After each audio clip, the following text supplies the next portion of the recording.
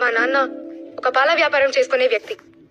ఆయనకి మనుషులంటే ఎంత ఇష్టమో బర్రెలంటే కూడా అంతే ఇష్టం. ఇన్ఫాక్ట్ అవంటేనే ఇంకొంచెం ఎక్కువ ఇష్టం. ఒకప్పుడు మిగిలిన వాళ్ళ పేరెంట్స్తో మా నాన్నని పోల్చుకొని నేను చాలా బాధపడేదాన్ని. బట్ లేటర్ ఐ రియలైజ్ మనం చేస్తున్న పని ముఖ్యం కాదు, ఆ పనిని ఎంత నిజాయితీగా చేస్తున్నామనేది ముఖ్యమని. That is the first quality I learn from him. మా నాన్న సో-కాల్ సొసైటీ ఫ్యాషన్ స్టాండర్డ్స్తో ఫిట్ అవ్వకపోవచ్చు. But what's wrong in that? Hiding the truth prevents us from celebrating our uniqueness and learning from experiences. మనందరం తప్పులు చేస్తాం, కానీ వాటి నుండి నేర్చుకొని ఇంకా ఎంత బెటర్ పర్సన్ అవుతాం అనేది ముఖ్యం. ఒకప్పుడు మా నాన్న దగ్గర నుండి వచ్చే పేడవాసన అంటే నాకు ఎంతో అసహ్యం వేసేది.